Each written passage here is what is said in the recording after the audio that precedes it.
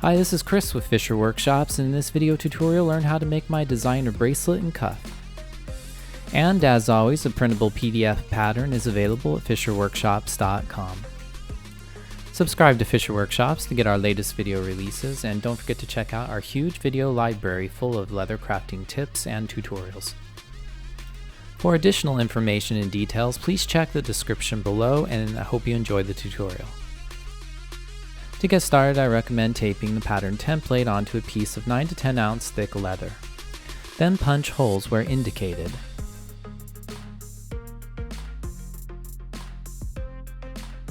If you plan not to use a slotted concho like illustrated in this video, then I've left a center hole in the middle where you can use a screw-on concho as well. Now proceed to cut out the rest of the pattern as illustrated.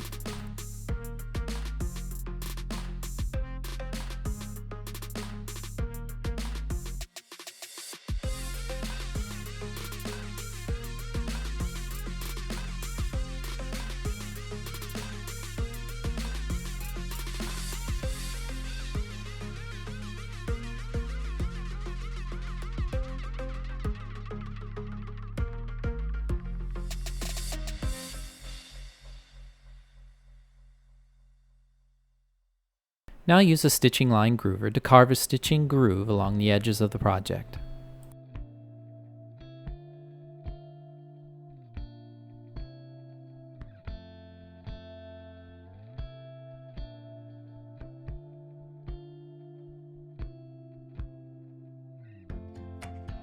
Using the template, mark where the center is for reference later on. Now I want to draw an interior line where my tooling will be located within the border.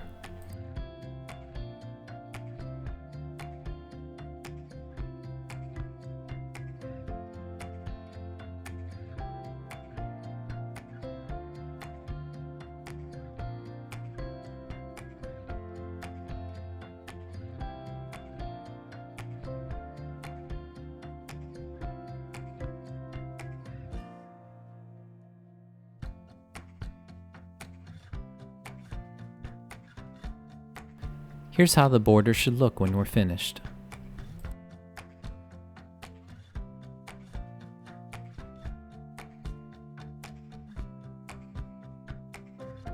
For the decorative tooling, I'm just going to be using 2 different stamps. Wet the leather and let it set for a few minutes before beginning to stamp.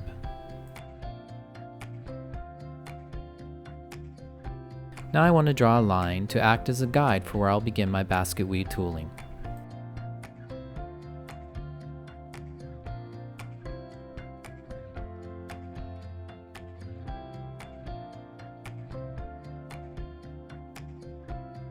Before I hit the stamp into the leather, I like to first just use my hand to apply a little bit of pressure onto the leather surface and to see if the imprint is in the right location, and if it is, I go ahead and hit the stamp into the leather. This will help prevent your basket weave from veering off course.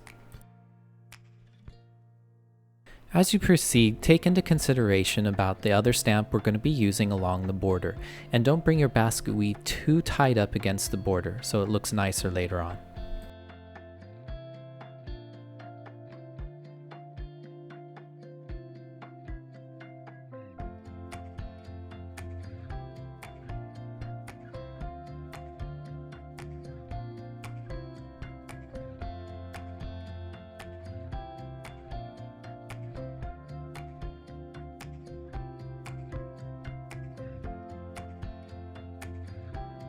Now I want to go ahead and begin stamping along the border with my other stamp. Although you can't see very clearly due to the camera angle exactly where my hand is positioned, but the stamp should lean right up against the interior line that we drew for that border. I strongly recommend you first use a piece of scrap leather, practice, and get a feel for how your stamps work and how they'll look on your finished product before beginning to stamp. When we're done, here's how it should look.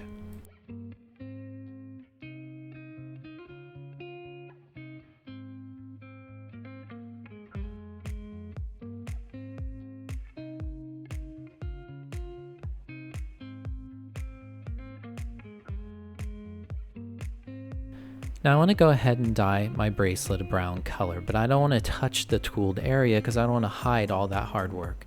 So I'm going to go ahead and apply a resist, and for this I'm going to use a super sheen, a high gloss super sheen. And I'm first going to apply several coats of that, let it dry, and then later on apply an antique finish to really bring out the detail.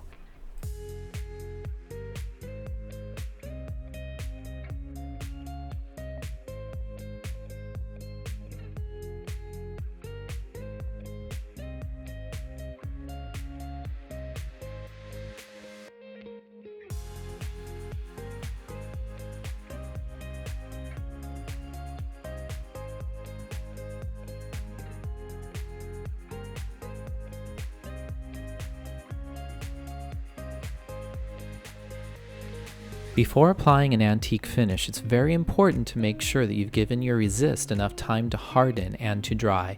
If you don't, it's very possible that your antique finish will slightly stain the surface and make it look dirty or messy.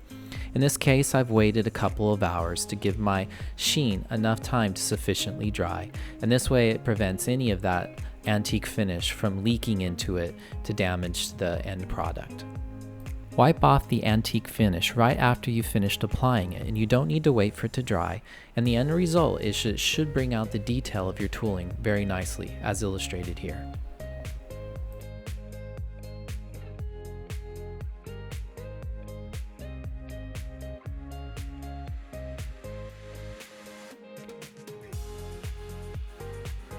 Now use a button setter or a button press as illustrated to fix on your buttons. I'm using this button type of closure because it allows for this one size of bracelet to fit a multitude of different sized wrists. We can adjust the end strap that we'll be making later on in the video to fit perfectly to any wrist size. Now using a pricking iron or a stitching chisel, mark where your stitching holes will be. Your stitching holes should follow all the way around the entire bracelet.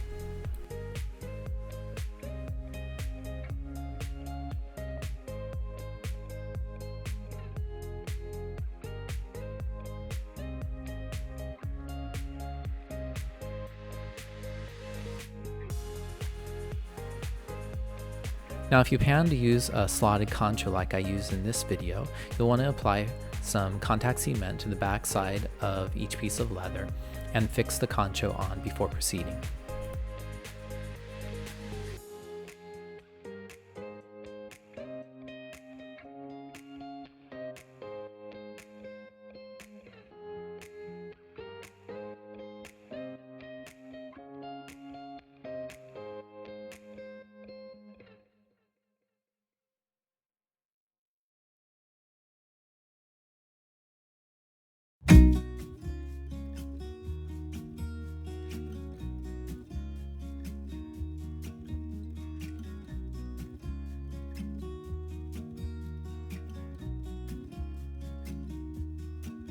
Now I want to go ahead and apply some contact cement to the interior leather strip.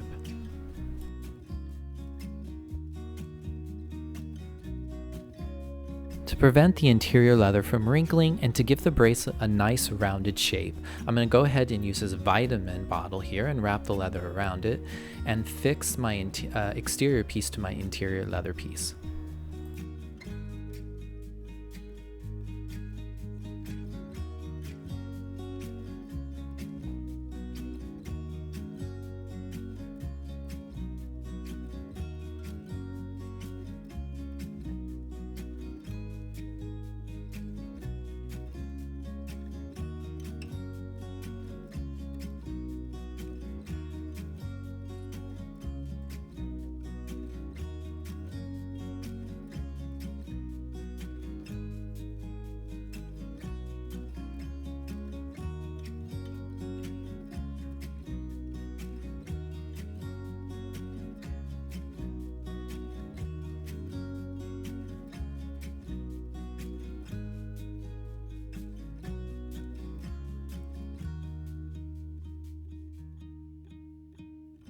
Now cut away any excess leather along the edges.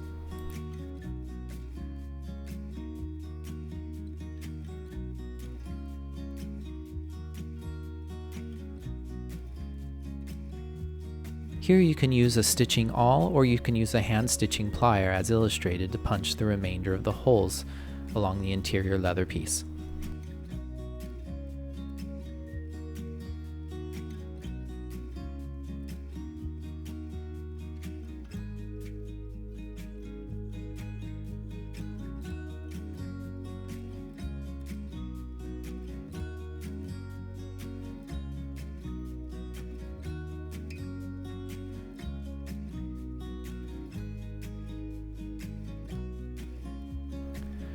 Now we can go ahead and hand stitch our leather pieces together. If you're new to hand stitching leather, then I recommend checking out my video in the link above or by visiting Fischer Workshops' YouTube library.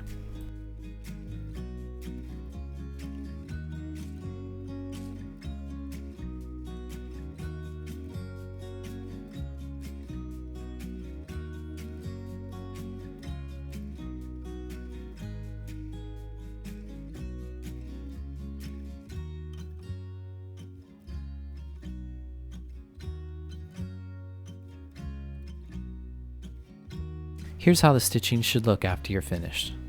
For this bracelet, I used the blended colored hemp thread that I applied beeswax to before stitching.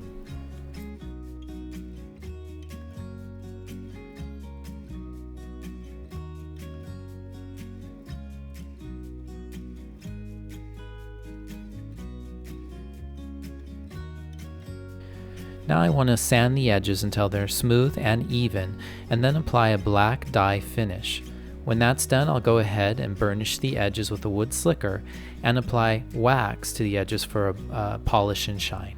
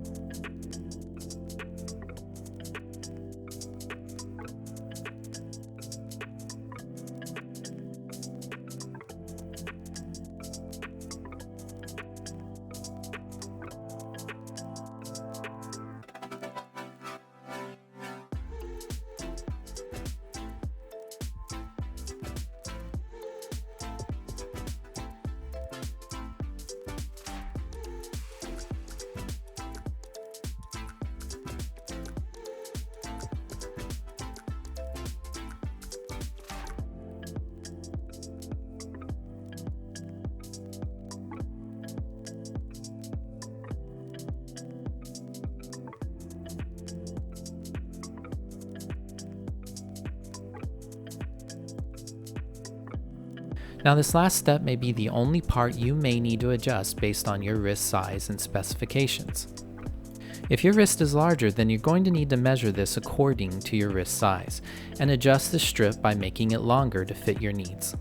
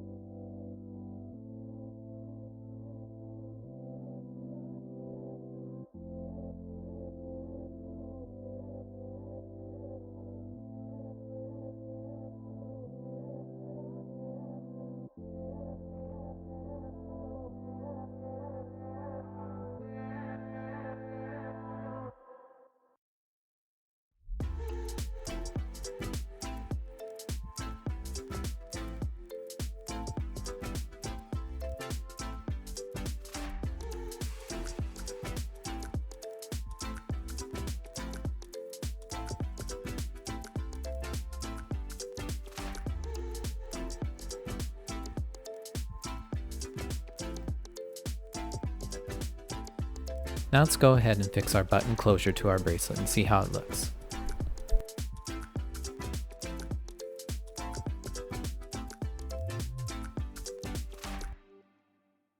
The finished project should fit very securely and comfortably along the wrist.